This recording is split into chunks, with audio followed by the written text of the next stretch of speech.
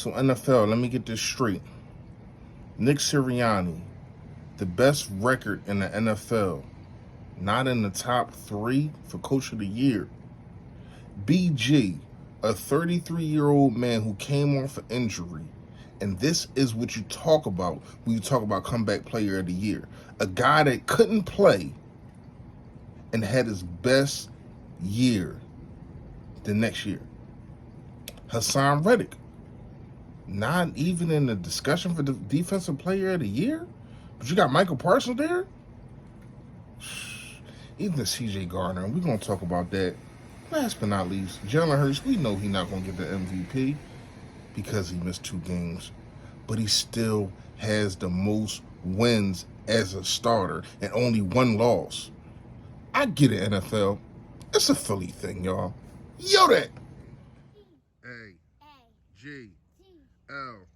Eagles! Eagles!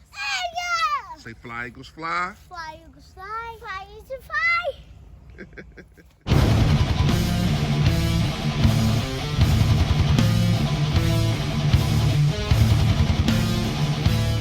See, this is what I mean. You got Dallas Goedert, so many weapons, the second best tight end in the league, and he just one-handed catches us. Come on, man, we dominating the Giants. Yo, that! Yo, that, man, you know who it is, you know what it is, your boy Philly Fresh, aka the General here reporting for duty. Listen, if you have not done it, please hit that sub button that's right down there it go. Yes, and also it is a bell next to it to let you know when I put up all this flavor, man. Notification gang, yo that. Listen, man, y'all been doing y'all thing, man. Finally hit 4K. I appreciate y'all for that, man. I really do. But also, hit the like button for your boy. More people get to see it, the more how the algorithm works, more people get to see the merch, and hopefully one day I can quit my job. All right. Fresh fact today is, it's a reason that they put blinders on horses when they're racing. And wait a minute, I'm going to get to it. It's so that they can look forward and not worry about what everything else is going on, because their attention will go somewhere else instead of being straight ahead. Sometimes you need those blinders. Sometimes you need to just forget what everybody else is doing. I got to go get mine. I got to go do what I have to do. Because this is a popular saying. What the next man eat don't make you ish. And that's a fact. So sometimes, man, you just got to put on them blinders and go after whatever it is that you're looking for. If it's a job, if it's, might even be a female, might even be a male, whatever you're looking for, put on them blinders and go after it. All right, let's get to the video. Here's what I'm going to say, man. I really do think it's a Philly thing, and we're going to talk about the Coach of the Year first. Nick Sirianni is not in the top 3. The top 3 is Brian Daboll for the Giants. I don't know how he gets it, how he gets in. Nick Sirianni didn't even get a consideration when he took a 4-win team to the playoffs. Brian Daboll did the same thing. Now, I get it. He did win a playoff game, and Nick Sirianni didn't. But this is regular season stuff. This is regular season stuff. So to me, when you look at it, how is Daboll able to get it and Nick Sirianni didn't get it? And you got Doug Peterson. I'm gonna get to Doug Peterson. You got Kyle Shanahan. To me, Doug Peterson should be the Coach of the Year, especially if you're not gonna give it to Nick Sirianni. I mean, when you look at it, him basically changing that franchise, getting those guys to the playoffs. I think they only had 2 or 3 wins last year. He wins the division. And for real, they probably give it to him just because they snubbed in 2017. But once again, what was he? An Eagles coach. It should have been no way, and I wasn't a YouTuber then, but I had my things to say. It should be no way Doug Peterson is not Coach of the Year in 2017. First of all,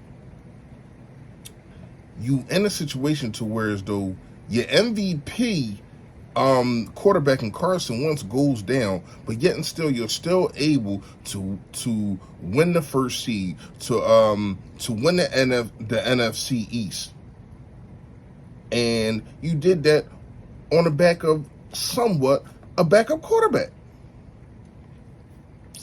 They ain't give it to him. But they ain't got no problem giving it to Dayball and Kyle Shanahan for doing what he doing with a backup quarterback. All right, so let's go to comeback player of the year. Comeback player of the year, BG's not in there. Don't understand how. So you got Geno Smith, Saquon Barkley, Christian McCaffrey. Where's their comebacks at? Saquon Barkley played last year. He got a little injured, but he played last year. Christian McCaffrey, he played last year. He always got injured, but he played last year. BG only really played one game. Only played one game. Sat out the whole year and had to sit there on and just rehab. And not only that, this man is 33. Let me tell you something. My bones do not heal at 39 right now. My bones don't heal as fast as his. I don't know. BG got some Superman power, but not only that, he comes back and has his best year of the season. Can you say that for Saquon Barkley? Can you say that for Christian McCaffrey, that they had their best year of their career? You can't. Christian McCaffrey had way better stats than he has this year. Same for Saquon Barkley. I don't understand. And Geno Smith, I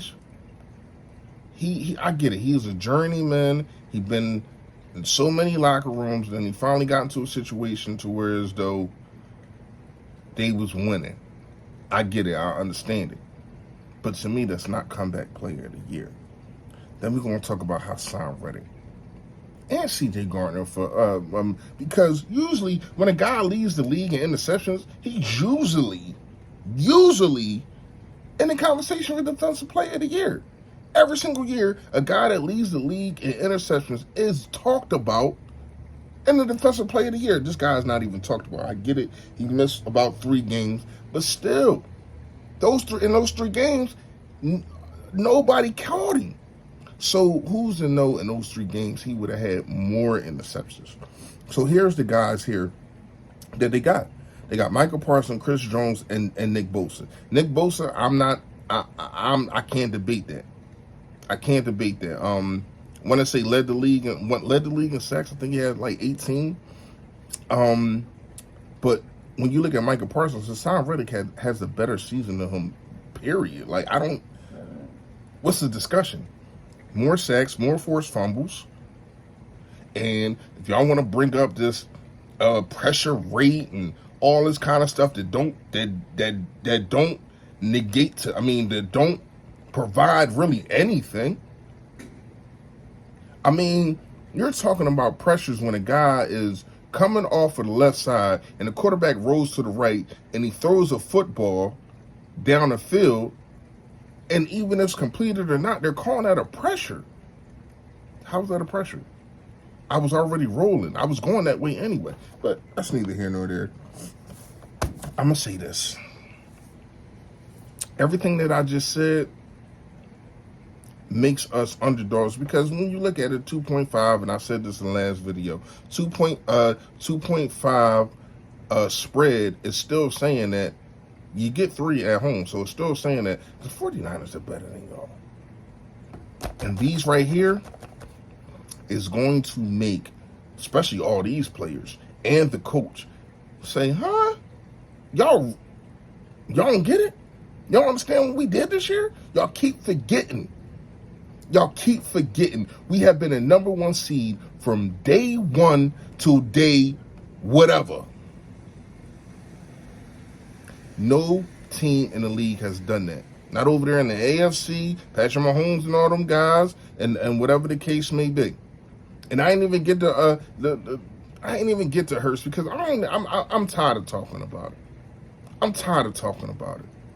It is what it is. But this is going to make a guy like Hurts, BG, Nick Sirianni, Hassan Reddick, CJ Gardner more hungry, because they don't respect Dumb. They don't respect the Eagles, and it's going to be a problem. They're going to take it out on the 49ers. They're going to take it out on a Purdy and them. Watch what I say. I'm telling you what's going to happen. Let me know what you think in the comments. You already know. Stay Philly, stay fresh, y'all. Yo, that.